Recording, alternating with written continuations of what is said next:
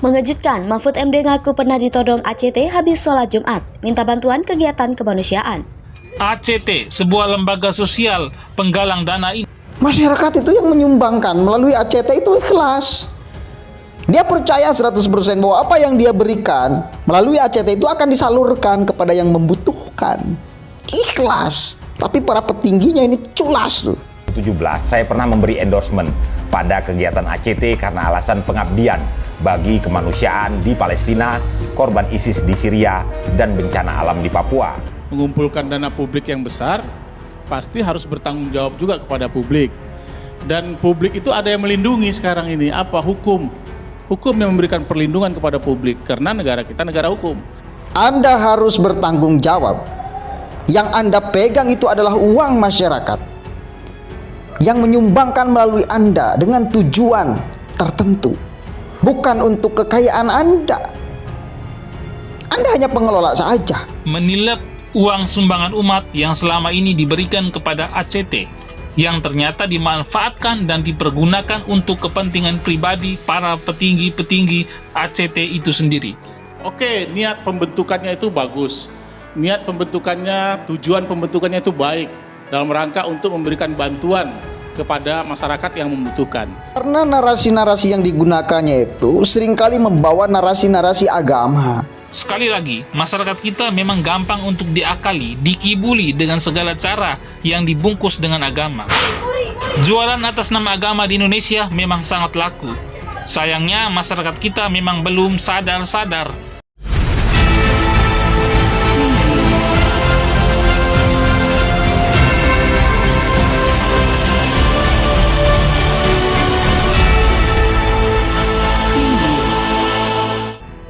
Menteri Koordinator Bidang Politik, Hukum, dan Keamanan Mahfud MD memberikan komentar mengejutkan ihwal kasus dugaan penyelewengan dana umat oleh lembaga filantropi Aksi Cepat Tanggap.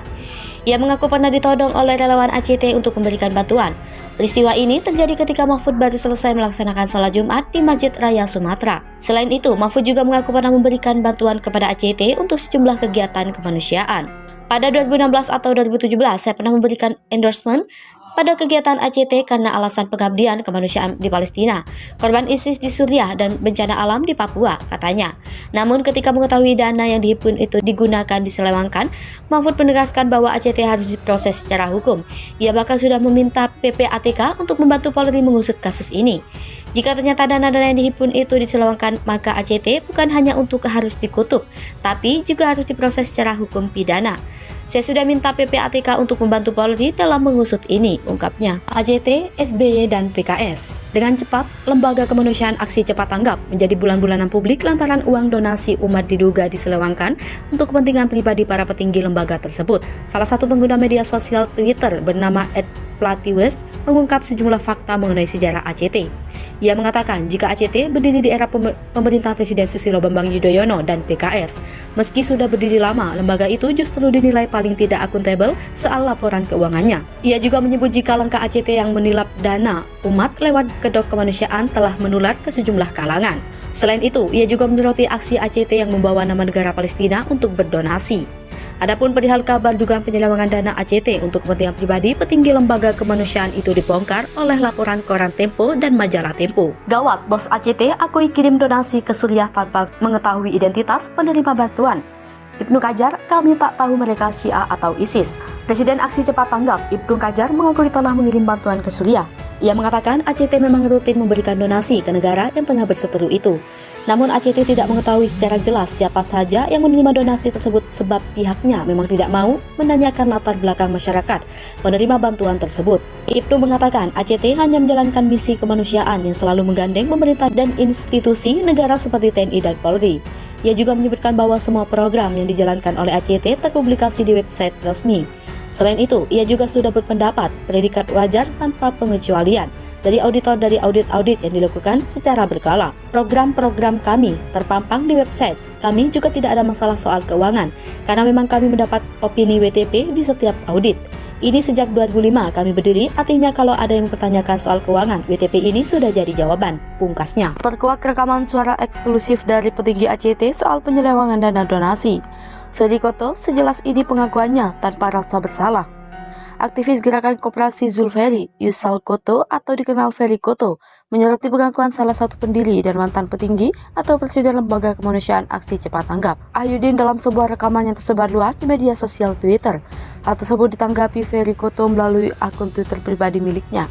Dalam cuitannya, Ferry Koto mengatakan bahwa perkataan Ahyudin yang belak-belakan sangat memperjelas terkait adanya penyelewengan dana untuk keperluan pribadinya. Ferry Koto juga mengungkapkan bahwa Ahyudin memakai uang donasi tersebut dengan tanpa rasa bersalah. Kemudian, Ferry Koto mengatakan bahwa beredarnya rekaman eksklusif pengakuan dari mantan Presiden ACT, Ahyudin itu kerap masih ditepis oleh sebagian pihak. Terkait tanggapan dari Ferry Koto tersebut, rekaman suara tersebut disebarkan oleh @asriteku. Dalam unggahnya itu, dirinya juga kerap menuliskan keterangan. Uang senturi buat membesarkan partai. Bagaimana tanggapan SBY atas tudingan Rizal Ramli? Kalau tidak salah ada 6,7 triliun kerugian negara dari kasus senturi. Wow, uang sebanyak ini ada beberapa kontainer kalau dikumpulkan dengan pecahan uang koin 1000 perak, atau ada berapa banyak warga Indonesia yang bisa terbantu dengan duit itu. Kalau duit itu digunakan secara cerdas pasti bisa berkesinambungan manfaatnya. Tapi kalau digunakan hanya untuk membesarkan partai saja, yang artinya hanya untuk kalangan yang punya partai saja, maka uang itu hanya bermanfaat di sekitarnya saja alias merobek keadilan sosial, sehingga lagi-lagi mengkhianati nilai-nilai Pancasila. Tapi memang banyak oknum elit melakukan itu kan karena kekhawatirannya akan tersingkir dari panggung kekuasaan. Padahal mau tidak mau jabatan atau kekuasaan itu ada batasnya. Coba saja perhatikan kerajaan Cikeas yang sudah 10 tahun berkuasa akhirnya berakhir juga. Meskipun sampai saat ini masih ada sisa-sisa perasaan berkuasa sehingga terus mencari cara agar bisa bangkit lagi berkuasa. Sampai-sampai mengarahkan mantan koruptor untuk mengangkat partainya ini di sosial media. Sebenarnya lebih tepatnya disebut maling orang kepercayaan kerajaan Cikeas itu. Kalau koruptor terlalu halus bahasanya, maling adalah lebih tepat karena menggarong uang rakyat secara jelas tanpa malu. Jangankan SBY berkuasa 10 tahun yang berakhir juga, Soeharto yang lebih lama juga mengalami masanya. 32 tahun berkuasa, toh artinya harus berakhir. Dan lagi-lagi meski klan cendana masih ada pengaruhnya sampai saat ini, tapi toh sampai di mana? Kan bertahan jika Yang Maha Esa telah menerapkan sunnatullahnya bahwa yang bukan Tuhan pasti akan berakhir masanya. Nah, kasus senturi itu sampai sekarang masih belum kelar. Diduga keras pelaku utamanya belum terjerat alias belum bertanggungjawabkan perbuatannya. Kasus senturi ini terjadi di zaman SBY yang pas banget akan melanjutkan periode keduanya waktu itu. Dan karena itulah Gubernur BI pada saat itu tiba-tiba muncul namanya dalam bursa cawapres mendampingi SBY. Padahal sebelumnya ada 9 nama di luar dari nama mantan Gubernur BI itu, artinya waktu itu Budiono tidak masuk dalam daftar yang 9 itu. Tapi detik-detik terakhir namanya pun muncul. Lalu Abang Rizal Ramli pun menuding itu adalah gratifikasi jabatan. Nah, pas ada acara obrolan tentang threshold presidensial di kanal YouTube Para Kaum Nyinyir yang dihadiri oleh Raja Nyinyir Rocky, Rizal Ramli entah keceplosan atau memang ada kebenaran yang mau diungkapkannya menyinggung bahwa uang senturi digunakan untuk pemilu. Wow, video rekamannya pun menyebar kemana-mana jika sampai ke hadapan SBY. Entah bagaimana reaksi SBY, apakah akan berkata aku prihatin, lalu mensomasi Rizal Ramli sebagaimana dulu pernah SBY lakukan. Menarik memang kasus ini dan tidak boleh dilupakan. Kalau perlu dibuatkan tugu senturi untuk menang kasus talangan ini. Kalau Hambalang kan sudah ada artefaknya, jadi masih teringat terus. Jadi mari dukung kembali Rizal Ramli. Kalau begitu memang benar untuk mengungkap kembali kasus senturi. Dan buat SBY, ayo bersuara dong. Jangan prihatin melulu sampai Tuhan tidak suka. Ayo bicara dan jelaskan secara gamblang apakah memang tuduhan Rizal Ramli itu benar adanya atau kasusnya tidak seperti yang publik ketahui. Atau jangan-jangan sampai lebaran kuda Bapak Bambang yang mulia itu tetap memilih diam saja atau semakin giat melukis menikmati hari-harinya.